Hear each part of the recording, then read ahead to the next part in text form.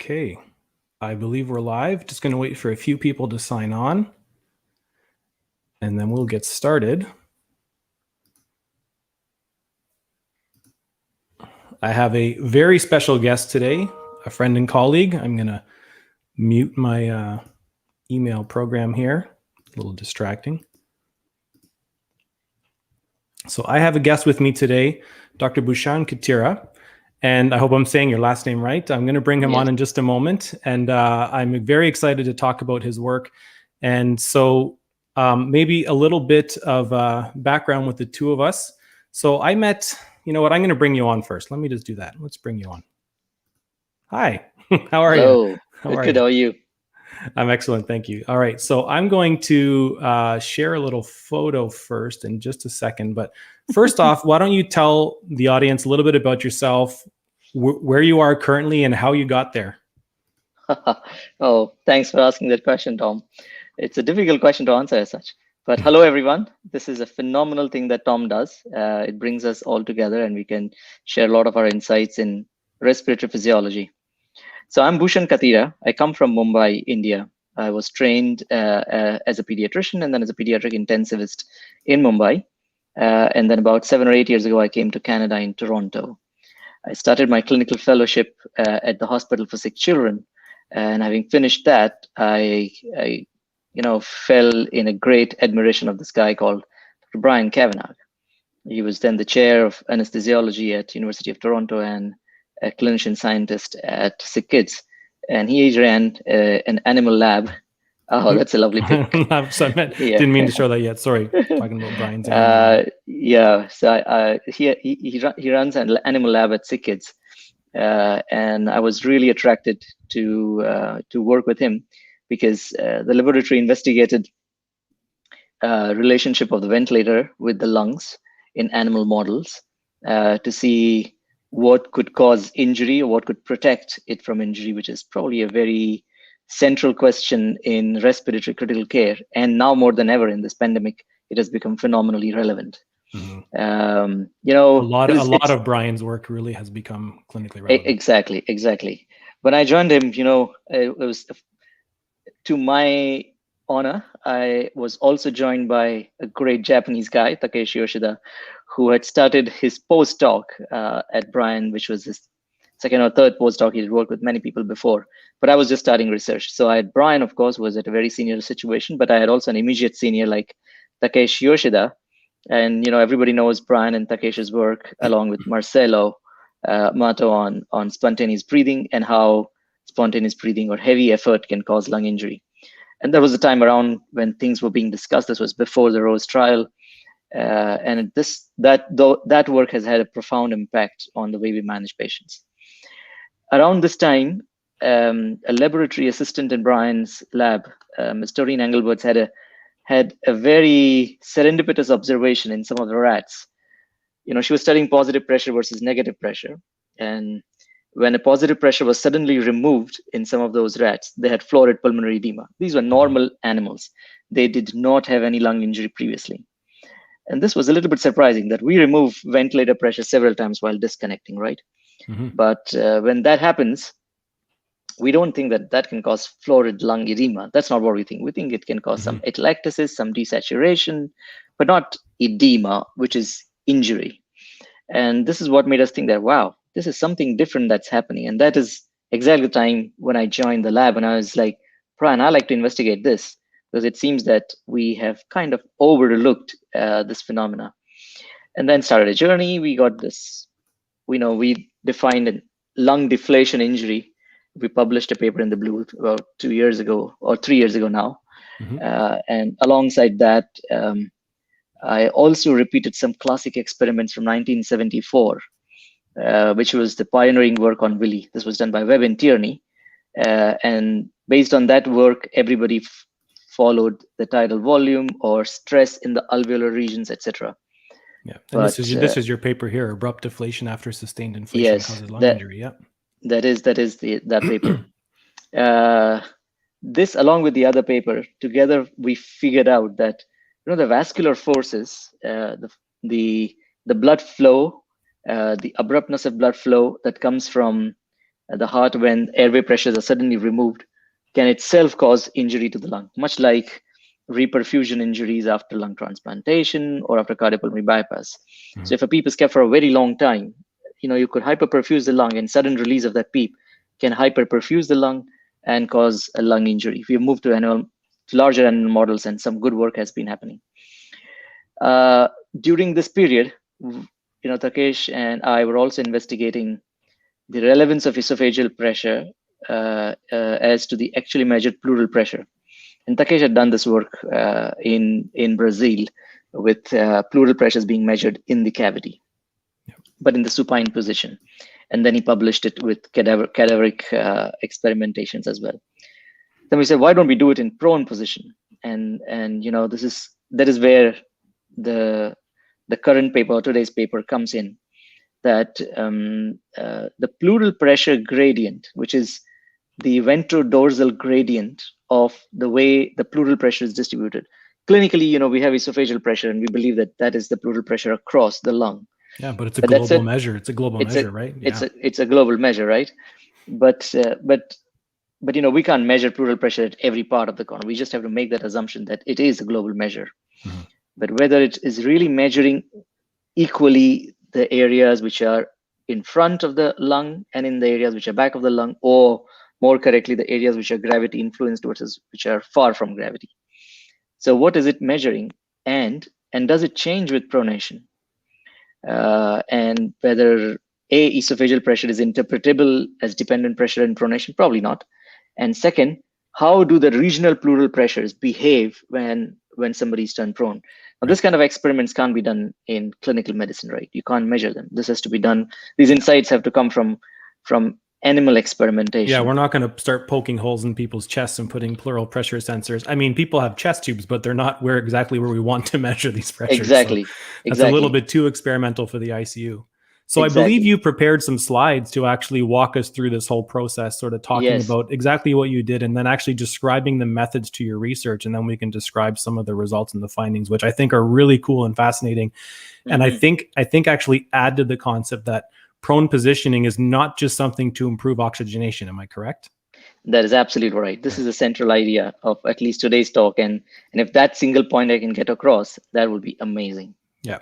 So let's let you go through some of these prepared slides, because what I really like is that you build up this whole idea of why do we use prone positioning, period. I think most people understand why, but a good review of the physiological principle behind it.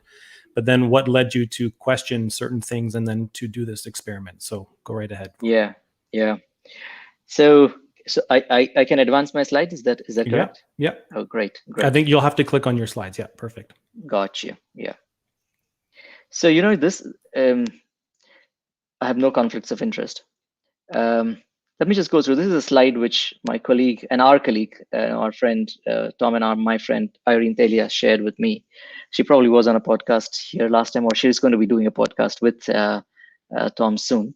But she wrote this in a chapter, and it's a very beautiful slide comparing ARDS and VILI. For example, we know what is ARDS. ARDS is a lung which has inflammatory edema, which causes collapse or consolidated lung. And then there is a small aerated lung, which we call as baby lung. And as a result of this, there is less aerated lung. The compliance of the respiratory system is low. It's more rock-like. And along with this, there is hypoxemia. So it causes hypoxic vasoconstriction. There is formation of microthrombi. A distribution of vessels changes. As a result, there is a lot of VQ mismatch. There is dead space where there is hypoperfused areas and there is more ventilation, like here in the top. And then there is a lot of shunt where there is a lot of perfusion, but there is no ventilation. Together, this results into systemic inflammation as the inflammation that is contained within the lung spreads around. Now, various degrees of each of these mechanisms are present. And therefore, this is a very heterogeneous lung disease. One could have a lot of inflation and much less consolidation, or the reverse. And that also changes as a patient's clinical condition changes. Alongside the understanding of ARDS has developed the understanding of giving ventilatory support to these patients. None of the ARDS would survive without mechanical ventilation. mechanical ventilation is key and it is life-saving. However, this, our best friend, the ventilator, is also injurious to the lung. We know that, from various studies over the last 30, 40 years, that there is volutrauma, barotrauma, atelectotrauma, where the lung keeps opening and closing. Volu and barotrauma, if you put it as a central idea of transpulmonary pressure, it probably unifies itself. And then there is inflammation or cytokine release, which can cause distant injury, which is biotrauma. Majority of villi has been studied in animals, and it really can't be studied in humans because villi is much like ARDS. It's the villi and ARDS is not separable. For example, the biological or the histopathological finding in ARDS is of diffuse alveolar damage, and that's exactly what is in villi. Goes to say that any added injury from the ventilator is going to behave like ARDS. For instance, when I study ARDS in animals, the way we reproduce ARDS or a model of ARDS is by subjecting the animal to high stretch ventilation, basically producing villi. Once we do 2 or 3 hours of villi on an animal, then we have produced ARDS, and then we can study whatever we want to study with that ARDS, be it pronation, supination, etc. And this is really how complicated ARDS is as well, because even if you have ARDS from a secondary cause or another cause, the ventilator can, of course, worsen this ARDS just through the mechanisms by which you're describing ventilator-induced lung injury, because you were now trying to ventilate a smaller lung that is already injured. So it's really this vicious cycle, isn't it? Yeah, it is. It is indeed this vicious cycle that you're trying to save that lung, but your savior or your friend is also injuring the lung in the same way. It's also the enemy, yeah. Is also the enemy. Now you can't do away with it. You just can't get the ventilator out. Then there is death for sure. Yeah. So we need, therefore, the idea of lung protective strategies is to develop strategies on the ventilator which can keep us going, but also protect the lung so that we turn around and we can move. And that's the idea why pronation is helpful. But let's get there. Correct. Now I must say that this is the most ancient paper of pronation written by Dr. Charlie Bryan in then the Blue Journal, which was then called as AR, American Review of Respiratory Disease. Dr. Charlie Bryan was anesthesiologist in chief at the Sick Kids Hospital and a very brilliant man. Many may not know that he's actually the inventor of high frequency oscillatory ventilation, which helps many babies and children, probably not good for adults. But without any data, just through speculation, Charlie said that the position of the diaphragm in a paralyzed subject exposed to positive intrapulmonary airway pressure is such that the dependent portion of the lung cannot be expanded fully. When the diaphragm is paralyzed, it goes inside. It was again Charlie Bryan who showed very early in 1970s, without ultrasound, without much of CT, that the diaphragm position actually shifts cephalad when it is paralyzed, or even when it is deeply sedated. So in a paralyzed person, the diaphragm shifts cephalad, and this probably pushes the lung here to collapse or increases the pleural pressure here. He noted it as -1 versus -5, which is much more negative in the ventral areas. Use of positive end expiratory pressure is ineffective because the lung will expand preferentially, therefore, in the non-dependent areas. We can see that when we give positive pressure, then the difference in the positive pressure and the pleural pressure is, or what we call there as the transpulmonary pressure, is the one which is going to cause aeration or shift of air. So when we give positive airway pressure, for example, of 5 centimeters of water, 5 minus of 5, the transpulmonary pressure here would be 10, and here it would be 6. And therefore, he said that it preferentially shift the ventilation or aeration in the non-dependent portions where the opposing forces are minimal. And even when we think of the compliance of the chest wall, the rib cage, I tell many people this, the rib cage is much more compliant than your spine for obvious reasons. Yeah. So not only is the pleural pressure gradient helping ventilation to occur in that direction, but you also have a much more compliant chest wall that, again, is supportive of this ventilation distribution. Yes, exactly. Now, the point to note here is that when we are not paralyzed, the posterior port of the diaphragm is actually thicker and is muscular and can pull more air. So In spontaneously breathing individuals like us right now, a lot of ventilation can go behind. That's purely because of the diaphragmatic action. So during paralysis, this entire relationship changes. So what he suggested then, that if you need to keep a person paralyzed and want to give positive pressure ventilation, prone position appears best suited for this purpose and merits serious consideration.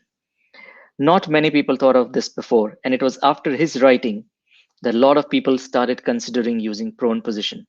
And it was not at least until 4 decades, we can say, that we have this paper in 2013 by Green and colleagues, the famous Perceiva trial, which showed that the 28-day mortality was 16% in the prone group compared to 32% in the supine group, which is half of it, right? Yeah, I was just going to say, I don't think people understand, people that know that we know proning is beneficial.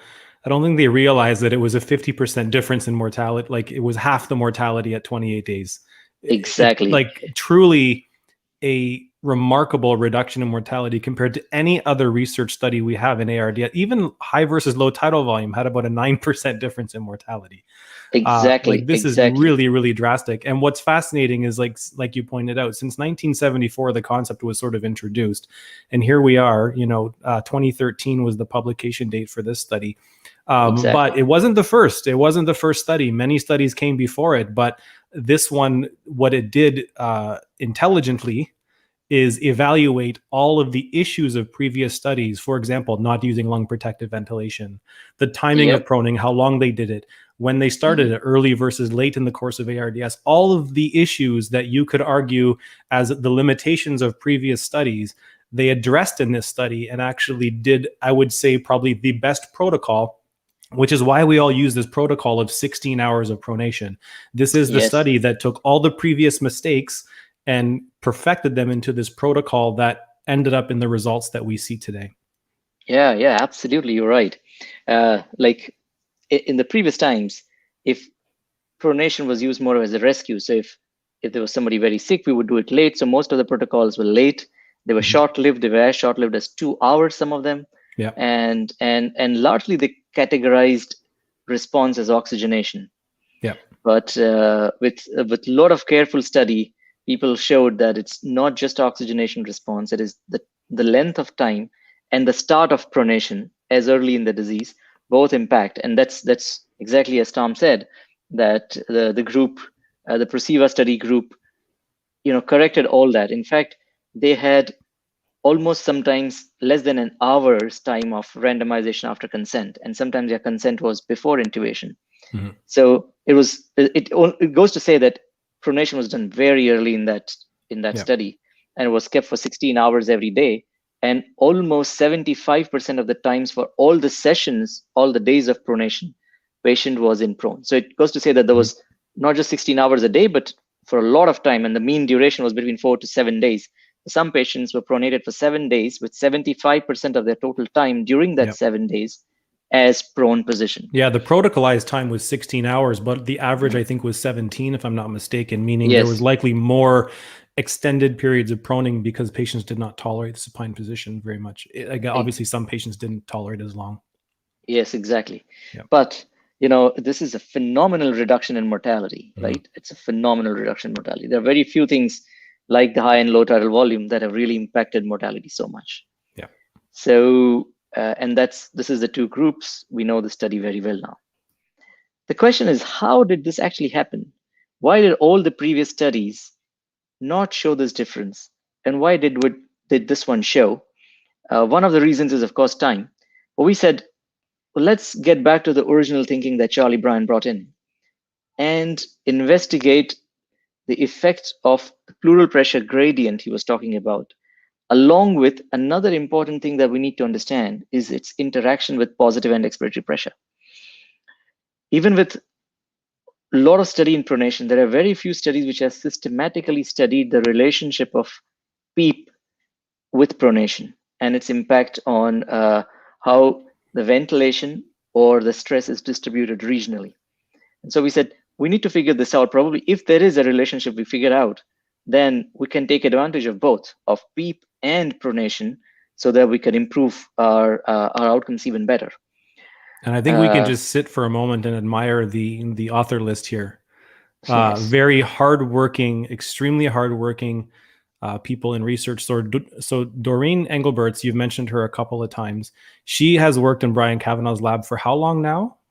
Almost 26, 27 years. Yeah. So she's been involved in almost essentially almost every study he's done in his lab. Yes. And Yes. the amount of people that she's helped along the way, including yourself, in terms of like, she's just, yeah, she's like a shining star in that lab. And I mean, I don't know many people that talk or mention her name, but I mean, she's incredible. She really is incredible. Absolutely incredible. I must say that it's her serendipitous observation that got my research career started. Yeah, yeah. And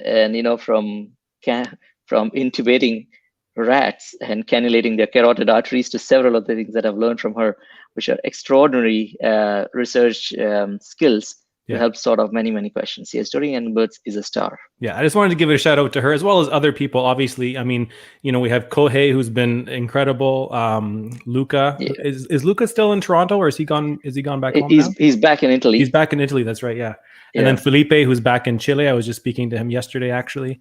And so I don't know everyone's name on here, but you mentioned Takeshi a number of times. He was in Bryan's lab, as well as Marcelo Amato's lab, as well as Laurent Bouchard's lab for a number of years. And then, of course, Neil Ferguson, Bryan Kavanaugh, Martin Post, and Laurent Bouchard, and of course Marcelo Amato, which I already mentioned. So I mean, it's great, and this is the kind of collaboration that occurs in Toronto. So again, Bryan Kavanaugh's lab is a purely animal lab, and then Laurent Bouchard and Neil Ferguson, for example, really leading a lot of the ventilation research in their own facilities. So really having this combination within Toronto, this is the kind of work that gets done. And then we started sharing a lot of people. I remember because Felipe was with us, and then he wanted to do specifically some work with animals. So off to his lab, or off over to your lab he went. So really fantastic. But I don't want to interrupt too many times. So please go on. No, we're getting to the good stuff now. But I wanted to really just acknowledge some of that. Yeah, of course. This is the best thing about Toronto, isn't it? That that we have clinical physiologists, like Laurent Bouchard and your group at St. Mike's. Then we have epidemiologists like Neil Ferguson. Then we have experimentalists like Marcelo and Bryan. So we all can come together and work. You probably don't know these two people, but they're the only two names I don't know on the list. Yeah. So Zuhan Li and Han Chan, they came to us from China. And this is another thing to know, that you see here, there's a World Health Organization on this author list. Yes, there is. There's an Indian, there are two Japanese, there are two Chinese, and then there is, Italian, and of course South America. Yeah, we got everything. There you go. Yeah. So Zuhan Li and Han Chan came to us from China, and actually the initial part of the project, Zuhan led it, but she was trying to do this in rabbits, and it was working out not, because you got to do a lot of pilots, make sure that everything is going to go correct. And then it was Kohei and myself. So Kohei and I both co-authored this as first authors, who led this project with Doreen Engelbert's extraordinary help and Bryan's vision. Unfortunately, Bryan Kavanagh passed away in the middle of this project, and so we dedicated the study to him. He passed away on June 15th, 2019, and this project was halfway. And thereafter, it was Laurent Bouchard who took over the overall mentorship or guidance, I must say. And then he, along with many others, we could move this along. Even Laurent admits were hard shoes to fill. I mean, even just to the lab was such a self-sustaining. This is why I wanted to acknowledge Doreen as well, because if Doreen being there for 26 years means that anyone partway through their PhD thesis was really not going to fail. They were. Everything, like the support was there, but I mean, Laurent really just stepping into just as an external support, but he really, he says, like, you guys are a self-sufficient lab over there. I mean, you guys are really a masterpiece. So he didn't really have to do too much except maybe answer some questions and give a little bit of guidance, but yeah. Well, that's his modesty. It is, I must agree, it's very hard to fill Bryan's shoes, but it couldn't be anybody else other than Laurent. As a physiologist, as somebody who understood the way Bryan thought and the kind of projects that were going on, because they were collaborators for many projects before. Yes, it was good that Laurent was also located in Toronto, at this time as well. So exactly. Yeah. And Marcelo was a good collaboration for always, and so we did have a lot of good inputs, but I don't think it would have been anybody else than Laurent who could have filled the shoes. And this was it was a tough time, but we were a dedicated team, and we had a lot of cooperation. We had cooperation from you. From the reviewer's perspective, we had to bring out some of the cadaveric studies that you and I did together. Yeah. But we're going to do that for another project, and so it is not here in this paper. Right. But we had all of the support in Toronto, and therefore this paper could move along in the right direction. Yeah. So in short, what did we do? As I said previously, that when we create a model of ARDS, we basically give them high stretch ventilation. But we do one more thing along with that. We lavage those lungs. So we put in about 1 liter of fluid every time and get 1 liter of fluid out, and do this about 8, 9, 10, maybe sometimes 15 times, such that all the surfactant has been washed out. And we know that by a PaO2, which goes to less than 100 on 100% oxygen.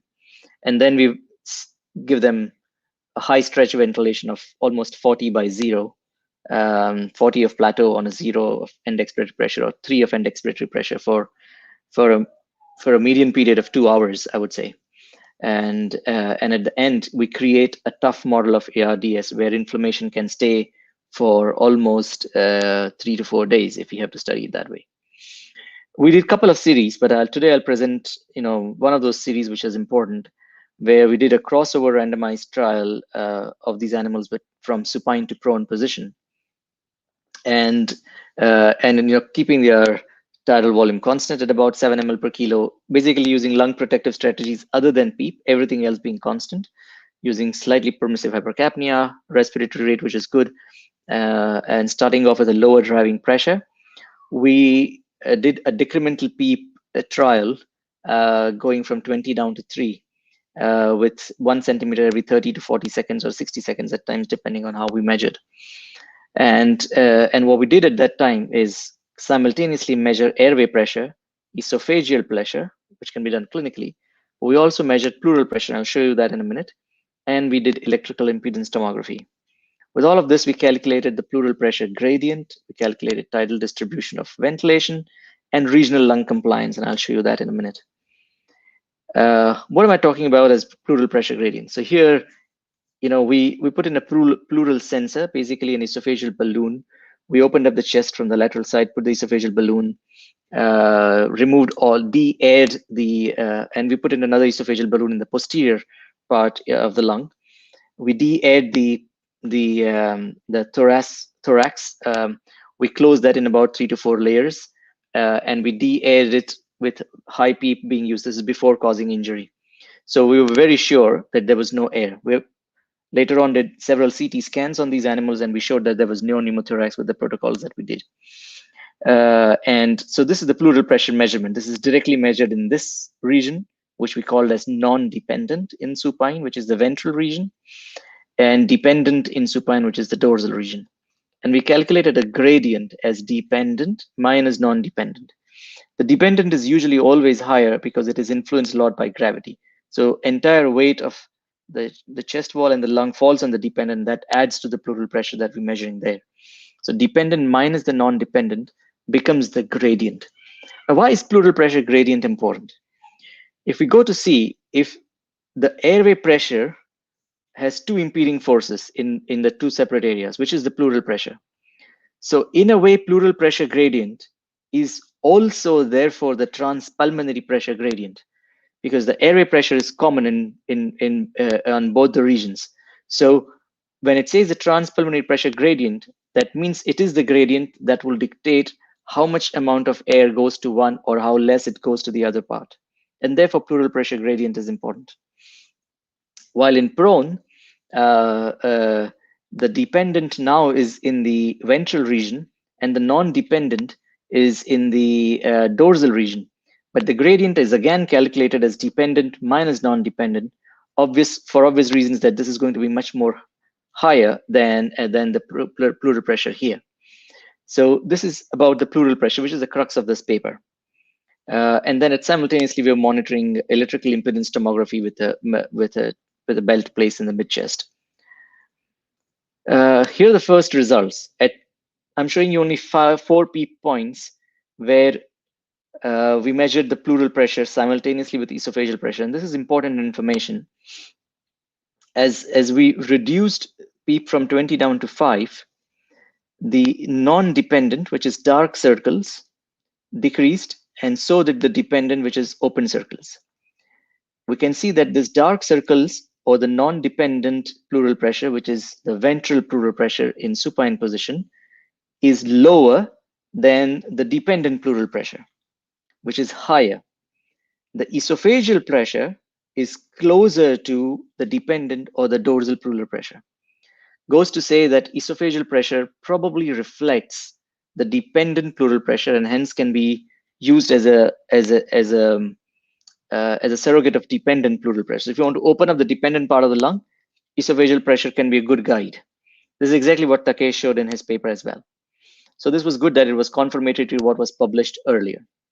You can see that the difference between the pleural pressure between the two widens as the PEEP is decreased, and it's much wider here. When we look at the prone animals, the non-dependent pleural pressure, which is now the dorsal pleural pressure, but it is non-dependent because it is above the lung, also decreases. However, all these 4 values are higher and significantly higher than the 4 values in the corresponding non-dependent zone while the animal is supine. That means the pleural pressure in the dependent region has increased, in the non-dependent region has increased compared to the supine situation. And so has it also increased while in the dependent lung regions. The difference between the two is kind of constant. It does not widen as the PEEP is decreased. Now, another thing that the esophageal pressure now belongs to or shows you more towards the non-dependent region, or it is still with the dorsal region, which is its anatomical site. Goes to say that when we use esophageal pressure as a surrogate of pleural pressure, it does not reflect the dependent pleural pressure during pronation, which is the chest. So I think just for some viewers who sometimes, because I know sometimes when I would see these graphs, I would get confused at dependent, non-dependent, because we were so used to thinking of dependent as the back. Yes. That of course, when you're supine, the dependent region is now the chest. So in your graphs, in prone, when we are prone. Yeah, sorry, right. in prone, when you're in the prone position, the dependent region is now your chest.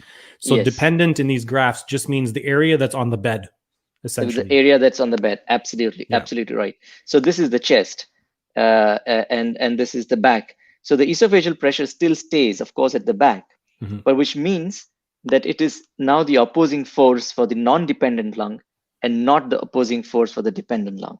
So if we try to target esophageal pressure during pronation as opening up the dependent lung, it probably will not work.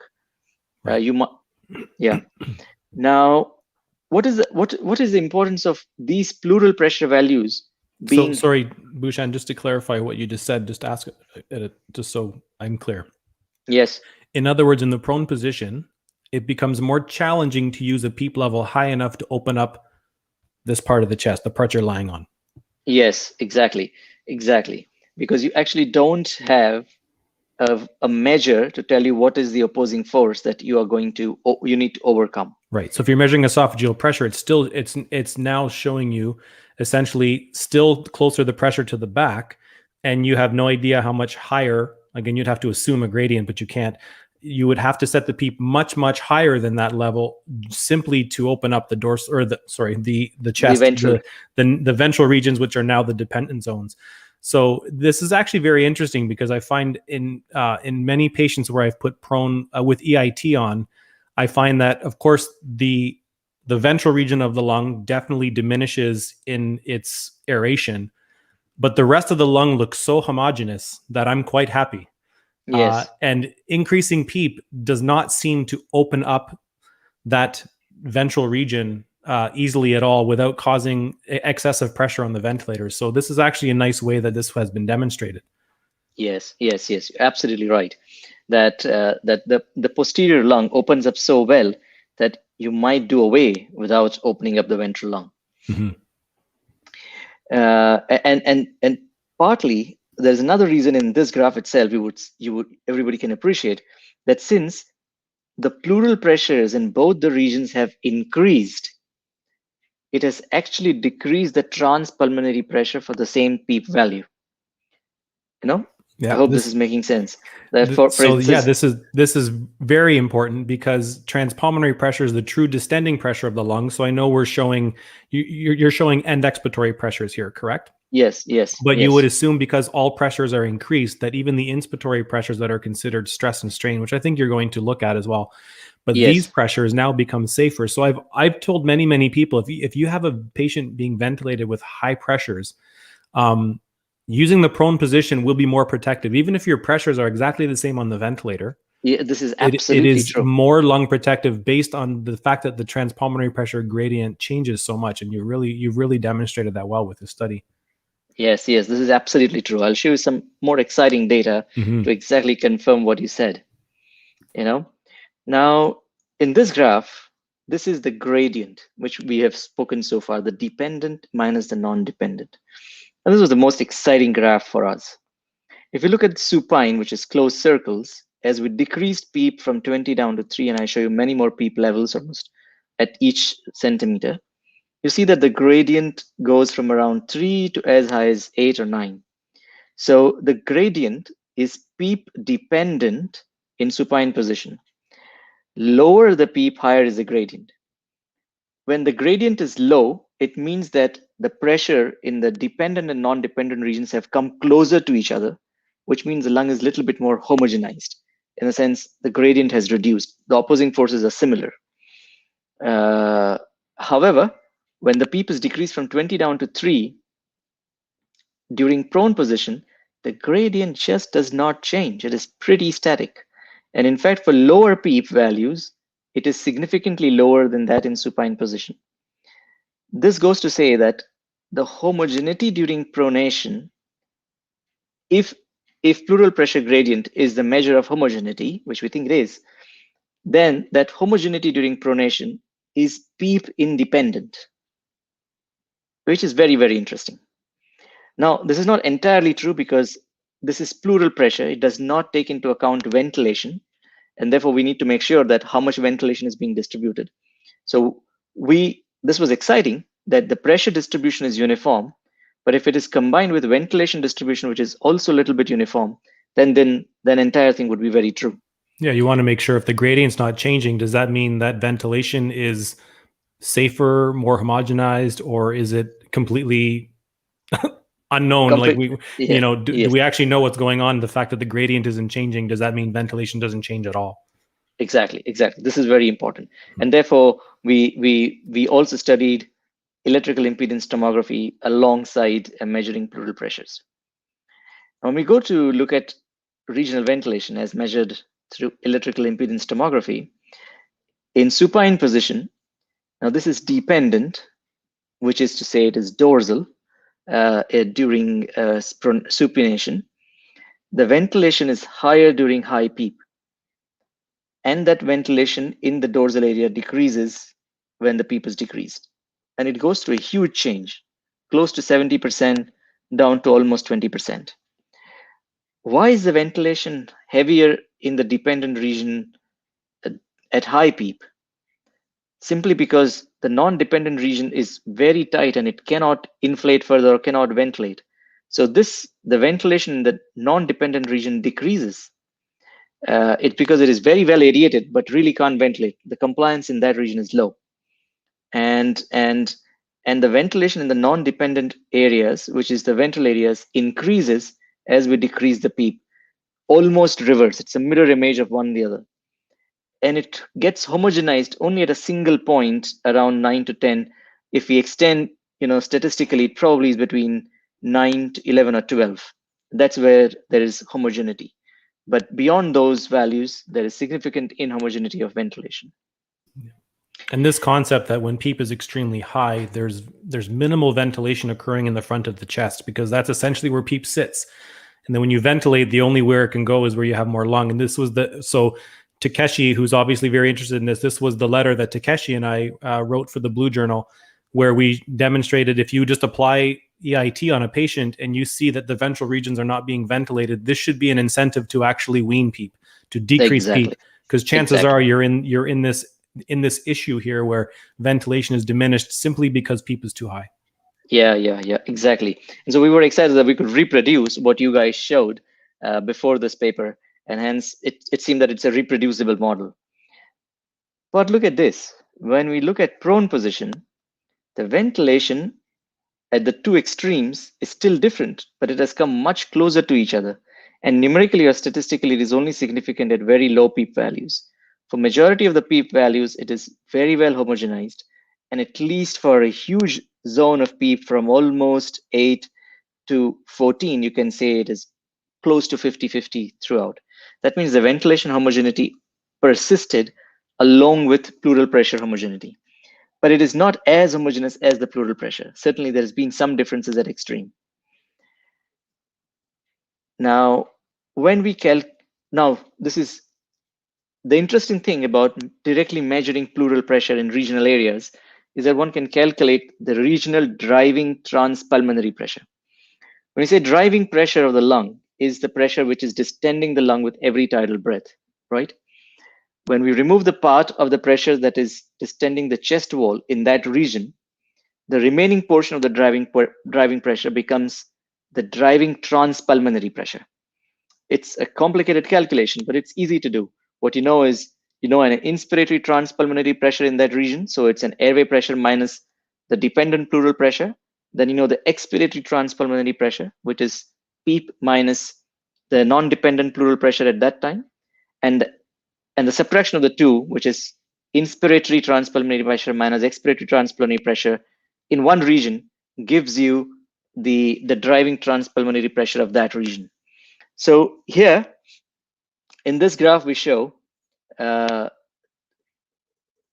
combined relationship of the non-dependent and the dependent driving transpulmonary pressure and the so-called global esophageal driving transpulmonary pressure. If we look at the triangles, the dark triangles, which is the esophageal driving transpulmonary pressure, it behaves a U-shape. All three of them are U-shape, which goes to say that at high PEEP, probably there is a lot of distension. And in the middle portion of the PEEP, that is the best compliance. And therefore, the stress is lower. And as you decrease PEEP, the stress increases. However, the two regions of the stress behave a little differently. When you apply mathematical correction for multiple comparisons, you see a significant difference between dependent and non-dependent. And here, the dependent transpulmonary pressure, driving transpulmonary pressure, is higher than the non-dependent. This is at lower PEEP, where the ventilation in the lower areas is actually lower. So the ventilation reduced in the dorsal areas or in the dependent areas, and the stress increase in the dependent areas, which goes to say that at least in this portion, you're going to increase a lot of atelectotrauma because the stress is high and the ventilation is low. And when we look at prone position, very different graph. You really can't make out a difference between all the three driving transpulmonary pressures. Goes to say that even when the absolute value of the esophageal pressure denoted its regional correspondence, which is to say always dorsal, or to say dependent during supine and non-dependent during pronation, the driving transpulmonary pressure derived even through esophageal balloon represents both of them equally well, or it actually represents the global driving transpulmonary pressure, at least during pronation. In supination, it is somewhere midway. For practical purposes, because these are very low PEEPs during ARDS, that's one not going to use.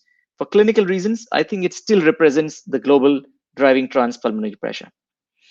Now, the important thing to see here is that the entire curve is shifted a little bit right side in prone, which is to say the best regional and the global driving transpulmonary pressure is at a lower PEEP than compared to during supination, which is at a higher PEEP. So this, of course, says the stress homogeneity existed through all the PEEP levels, but there was also a place in in the PEEP scale, where the stress was minimal compared to the rest. And this was behaving like the ventilation distribution. So this is an independent measure from the ventilation. So there are two ways that we confirmed that there is a central portion where ventilation is homogeneous, and so is the stress distribution. From this, it's easy to calculate regional compliance. Using EIT, we could calculate the regional tidal volume, so percent divided by total tidal volume, and that tidal volume divided by the regional driving transpulmonary pressure, which gives us the regional lung compliance. Here in supination, we show you three graphs. If you look at the upper graph, which is the closed triangles, it is the compliance of the respiratory system, the classic compliance that we use at the bedside. That is when we decrease PEEP from 20 down to 3, you see that the compliance initially increases. It is best around 15 or 14 or 16. It is lower above that, which is to say the lung is hyperinflated or more tight due to overaeration. And as it is decreased below that, the compliance decreases, which goes to say that lung is becoming progressively collapsed. At the bedside, we think this is where the lung is best. Now, is that true? During supination, we can see that the dependent lung compliance behaves, the curve behaves very similar to that of the total respiratory system compliance. And the two PEEP, the PEEP level at which the both of them are best, or we get the best compliance, is the same. Which is to say, in the dependent lung or in the dorsal lung, on PEEP higher than 15, there is hyperinflation even in those areas. And when the PEEP is decreased below 15, there is progressively more collapse in the dorsal areas. However, look at this. In the non-dependent areas, the best compliance PEEP, the PEEP which corresponds to best compliance is at 8, which goes to say that above PEEP of 8, the decrease in compliance that one sees in the non-dependent areas is all because of hyperinflation. So clinically, one goes to choose PEEP around this value during supination, but it only benefits to open up the dorsal lung and causes significant hyperinflation in the ventral lung. I can't tell you how many times I've told people that after looking at EIT, how unconvinced I am of respiratory system compliance now as an optimal place to put PEEP. It's too deceiving. It's too deceiving. The lung is so heterogeneous, and this is really an excellent way to show how different it can actually be. And this also, I think, adds to the idea that oxygenation and ventilation are both equally important and signs of maybe what you're doing might not be correct. So, for example, at the best compliant area, you may have better oxygenation than at a lower PEEP, but at a lower PEEP, you may have better ventilation, better CO2 clearance, likely due to the fact that overdistension in the ventral region is going to probably more likely affect perfusion through that area, which will affect CO2 clearance more than oxygenation. So it really is important. Yeah, this is great. Yeah, exactly. So traditionally people believe oxygenation is a problem and therefore keeping low PEEP is dangerous. And so let's use high PEEP. And now we know from several studies that high PEEP was at best inconclusive or can be used as rescue. We know from high frequency ventilation studies where again a lot of pressure was used, probably harmful in some situations. And finally, the alveolar recruitment trial is kind of the final nail that over recruiting or over inflating the lung. So of course, it's always a compromise. It's always a compromise. PEEP. It's always a compromise. So we probably don't know if the PEEP level may be somewhere in between, which is little compromise on the two, is finally going to be the best one to prove. And this is yet to be investigated. You know, I'm getting excited for the prone slide, right? Of course. Yes. Now let's see. Now let's look at this. Yeah. It's not until that I actually assassinate supine well that I can show prone good. Exactly. But no, we had to really hammer home how horrible supine was with these regionals, because then it just again, when we think about the impact ProSafa had, why was it so impactful? Why was that impact? And particularly when you look at gas exchange, because gas exchange wasn't really it wasn't really the Uniformly impact. good. It wasn't the Yes. factor. So what could it have been? And this is really an excellent way to describe and show this. Yeah. Yeah, exactly. Why 50% reduction? This is massive, isn't it? So look at this. This is a very nice slide. I love the slide. If when you decrease This is PEEP my from favorite 20, one too. Yeah. yeah, 20 down to 3, you see the best compliance for the total respiratory system come around 12 or 13, which is at least a couple of centimeters lower than in supine. And if you see from where I see, the total compliance is even higher than the total compliance in supine. But why is that? That's because the two regions, the dependent and non-dependent, come very close. Yeah, They they're in actually agreement. match Yeah. up. Yeah. So because they're in agreement, the total compliance becomes much better. And now actually, the respiratory system compliance is denoting the best PEEP for both regions. The two have come much closer or uniform. Yeah, because And compliance, respiratory system compliance is global, right? yes, But it's a yes, combination of, as you shown in the supine slide, over distension and compliance. So it's just showing you the best of the two combined. But here we have the best of the two combined actually correlate with what's going on with your respiratory system compliance. exactly. And so this also goes to show that how PEEP affects the two positions differently. That the effect of PEEP is very inhomogeneous during supine, whereas PEEP adds to homogeneous part of prone position. So there is certainly, although the pleural pressure gradient was constant, because the ventilation changes and because the stress distribution changes along with that, there's only certain portion in the middle which is absolutely best for pronation too. So of course, PEEP matters during pronation, but PEEP probably adds a lot more benefit to pronation. Mm-hmm. So I've had many people ask me, whether or not they should be doing decremental PEEP trials and looking at respiratory system compliance. And I've always said, if you're in the supine position, it can be very deceiving. Again, you've demonstrated this well. I'm basing my opinion on EIT, what I've seen with EIT compared to respiratory system compliance. But what you're showing here perhaps would indicate that if someone is in the prone position, sometimes we don't often change PEEP from what it is clinically when they are in the supine position. And so perhaps doing a decremental PEEP titration using best compliance in the prone position may actually find the optimal PEEP for someone while in the prone position. Exactly. This is one very important message that we wrote up in the paper.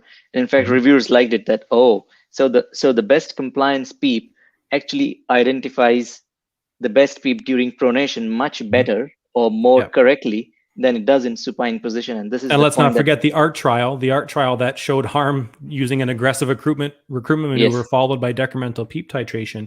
Didn't find an outcome benefit. In fact, they found an outcome harm, which people could argue is the aggressiveness of the recruitment maneuver.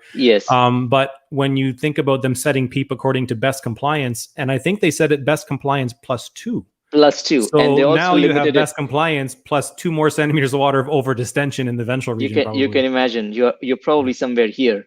Yeah. And they also limited it to 13 centimeters of water. So if you had your best compliance at 9, you couldn't set it at 11. You had to set it at 13. So I think that was, and of course, in this model, it's a recruitable model, and they did not test for recruitability, which again goes into a problem that you over distend all sorts of lungs. That's a whole other issue. Yeah. It's a whole different issue. Yeah. So for several reasons, alveolar recruitment trial didn't work, and there are many learnings from there. And one of the reasons I think it did not work is because, even if they had set it at the best compliance, it would still be doing injustice to the lung. No matter if you do it 2 centimeters above, oh my God, that's definitely not good. Yeah. No, this is great. So with pronation, maybe we can use the respiratory system compliance as our goal or as our idea. Or if you have esophageal balloon, you can use your driving transpulmonary pressure or simply driving pressure, lower driving pressure as we target during supination, probably works better during pronation. And if you have EIT, nothing like that. That will be great. Yeah, because I'm noticing your optimal PEEP level here is essentially where EIT reflects the 50% distribution ventral to dorsal. And what's interesting is the 50% ventral dorsal better reflects where you homogenize on your compliance in the supine region, if I'm not mistaken. The PEEP levels were around there, correct? I think. Yes, here. Yeah. Again, because EIT is separating ventral dorsal. I mean, you can separate ventral dorsal, and it's essentially demonstrating the optimal ventilation for both of those regions. So it would make sense that it would have to correlate with where you're seeing the regional compliance come together. Yeah. Exactly. Yeah, exactly. So the regional compliance is more denoted better by the ventilation distribution, because the stress distribution was a little bit uniform in both situations. Yeah. So you're right that this is exactly the point where it was more uniform in supine, and around all this area, all this region, it was more uniform during pronation. Great. Very cool. Yeah. And now we also did some CT studies, and this was very interesting for us again. This is N of 2, so we can't do statistics because this is more of proof of concept study. But some years ago, from a group in South America, they showed that tidal recruitment was better with prone position. And we tried to study, so tidal recruitment can be calculated on CT scan. It's a little complicated calculation, but it's, the recruited area during inspiration minus the same area that is collapsed in expiration gives you tidal recruitment. Now, if you look at the triangles, which says total, you see that total tidal recruitment, which increases as you decrease PEEP. It also increases as you decrease PEEP in pronation. But at high PEEP, it is definitely lower than it is during supination. However, far more important is that almost all the tidal recruitment happened in the dependent lung regions, which is in the dorsal lung region here, whereas the non-dependent lung region did not see tidal recruitment. I'll show you in the next couple of 30 seconds what it only is seeing hyperinflation. So the difference between the two areas, the kind of forces that is seeing, that one is opening and closing and one is staying literally hyperinflated, this part is not true for pronation. Mm-hmm. We could see that tidal recruitment happens in both regions. So both regions are opening and closing. And here is the end inspiratory hyperinflation, which is far greater in supine than in prone. And as you come to that homogenized PEEP values between 10 to 15, there is very minimal hyperinflation that you can see, which you see much more during supination. Mm-hmm. And why might this be the case? So for the first time, somebody has looked at, and this is the part of our paper which is really novel, is to see complete lung dimension. When we measured the widest lateral dimension in supine and prone, this is for comparison that the prone has been kept beside supine as if it is supine, but it's basically prone. That the lateral dimension didn't change, because the thoracic wall on the lateral side did not change in its compression either ways. However, the cephalocaudal and the ventrodorsal dimensions changed. For example, in supine, the cephalocaudal dimension is 25, which has become longer in prone, which is 30 centimeters. And the ventrodorsal dimension, which here is 14, this is at the best PEEP value, around 10 or 12. Yep. It has decreased to 11. Why? So I'm just going to laugh because I know you're going to say why this is, but I think every single person that tries to explain why prone positioning works, they say the patient's lying on their chest. They say the chest wall is stiffer, and therefore it pushes the volume down towards the diaphragm. Voila. Mm-hmm. Voila. You're showing yes. Exactly this, right? This is exactly true. It is exactly true.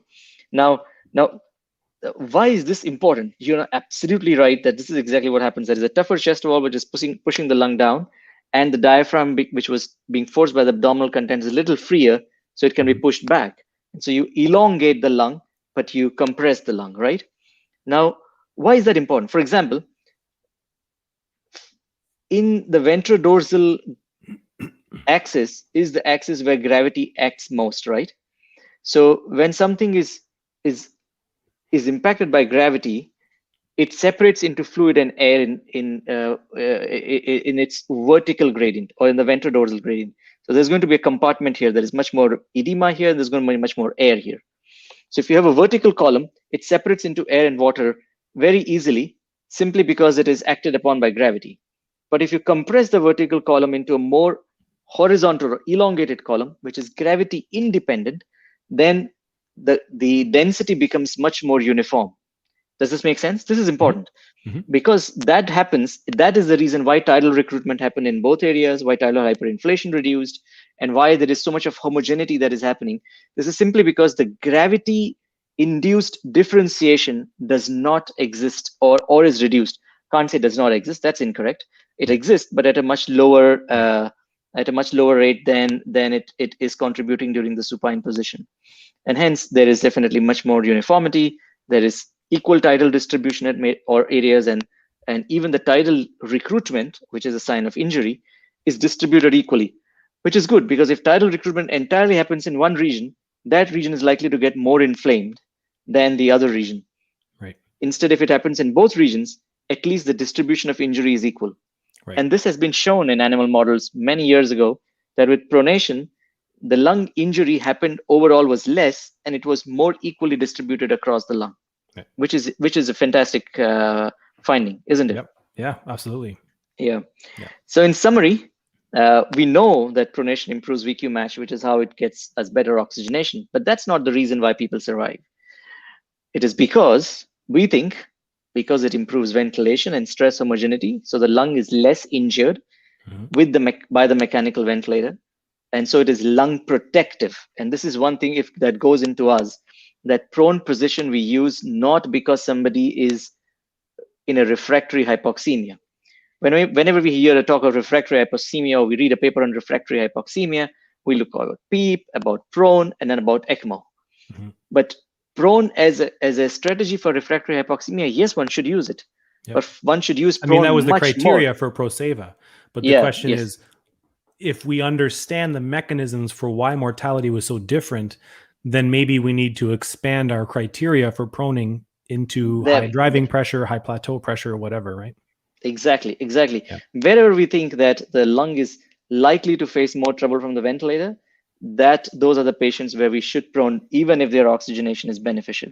Yeah. So the next study we need to see with prone positioning is prone positioning with the inclusion criteria of driving pressure. That would be great. Yeah. That would be great. Instead of just oxygenation. Yes, absolutely. Absolutely. Very, very cool. Yeah. Is that your last slide? That is my last slide. Awesome. Well, thank you very, very much, Bhushan. That was awesome. I really like that paper. I like the methods that you describe, and I remember watching you present your paper on the deflation injury, and I remember sitting there watching you present it, and I'm thinking, so every time you'd say something and you said, so then you might think, what about this? And it's like, so to answer that question, we did this. And it's like everything that I could possibly think in my head, I'm like, well, I wonder about this. You would literally say it in the next sentence and then explain how you tested that. And I'm just like, these guys are reading my mind. Like it was so again, because I'm just thinking ahead, right? I'm like, oh, they did that. Oh, but did they do this? Did they do it slowly? Did they do? And then you're like, and then you might ask, and I'm like, he's reading my mind. He knows what I'm thinking. And then you would just answer it. And I'm just like, man, these guys are thorough. And when I'm saying these guys, again, I was thinking of Dr. Kavanaugh's lab, right? I'm just like, yes. Man, exactly. I'm like, he trains these guys like machines. Like these guys are and Takeshi was the same. He would present and he'd be like, so then you would think this, and then we tested this. And you're just like, man, these guys think of everything. It really is a fascinating world in terms of, again, and the other thing is reproducibility of models, right? I remember when Felipe went over there to investigate reverse triggering and the impact on the diaphragm. I remember him like hours and hours really trying to perfect this reproducible model of reverse triggering, like getting a pig to reverse trigger on demand, right? Like what's the magic sauce for tweaking the ventilator and the right amount of sedation? And all of a sudden he has this reproducible model of reverse triggering. And I remember him sending videos and pictures over to us. And we're just like, wow, this is so cool. And then again, when he would present it, it was so thorough and so very streamlined how everyone describes their methods. It's really cool. So I don't know if anybody's still online, but if they want to ask some questions, please type them into the chat. Nobody's asked any questions, I think, because again, you're so thorough. They may have had questions, but then you answered them. But I would really love to see any questions if anyone's still on. So we've had the viewership go up and down as we go along for an hour, which is very normal. But whoever is stuck around and wanting to listen, I'm going to throw this up just for fun, just to tell a fun story. So this is Bhushan and I in Florida. This was 2018. Yes, I believe. So we both spoke at a journal conference in Florida, and I remember they they contacted me. So I got invited to speak at this conference, and they invited Takeshi, actually, because Takeshi was in Toronto at the time, and Takeshi couldn't do it for whatever reasons, and he recommended that you go down. And I think they contacted me and they said, do you know this this Dr. Katira person who Takeshi's recommended? And I said, oh yeah, bring him down, definitely. So you came down. I mean, it's a wonderful time. It's a very strange, I'm going to use the word conference in quotes, because it's called the Journal Conference, but it's just a roundtable of people presenting. All of us are everyone there is presenting. There's a table with like 4 people that are like industry sponsors or something. They just sit back and listen. But the rest of us, the entire table is presenting, except for maybe 2 people. Like, I don't remember if Bob Kazmarek presented, but he was there. I believe he was there at that one. Was he not?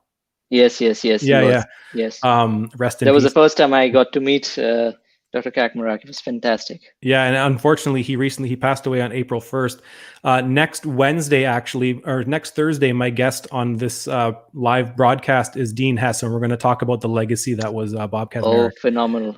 So we're just going to have an hour of talking about Bob and how he's influenced us, and how, I mean, Dean was a good friend and colleague for many years. He worked with Bob for more than 20 years at Mass General in Boston. So yeah, I got to meet Dean Hess in this conference itself. Yeah, he was there too, right? Yeah. Yes.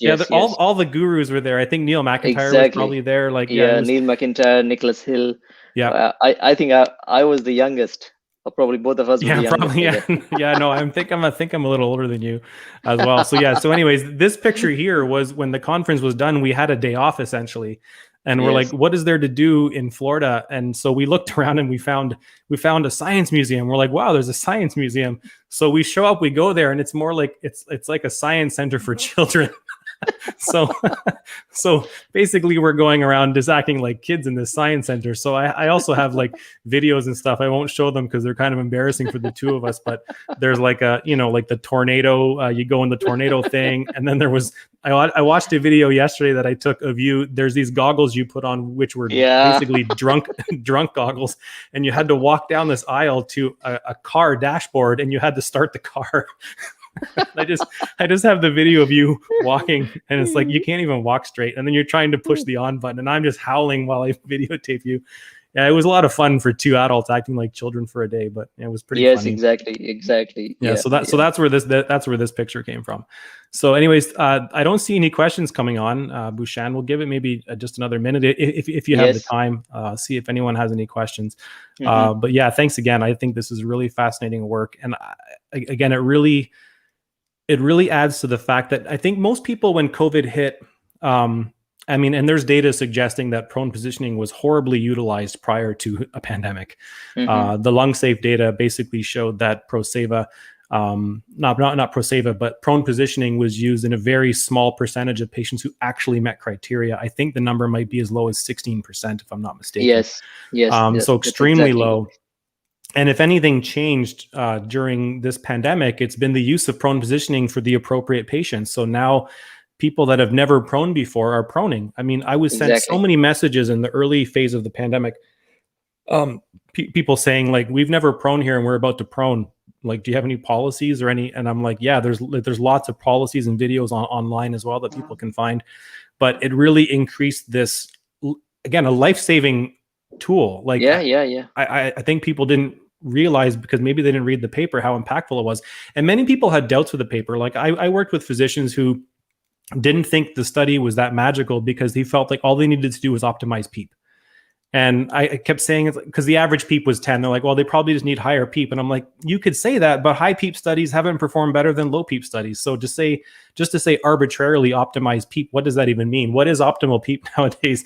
Because even if you said, 6 years ago, it's esophageal balloon, which I've said many times, EP-Vent 2 didn't show anything better than using high PEEP. And again, I think it comes down to the recruitment potential of a lung, essentially.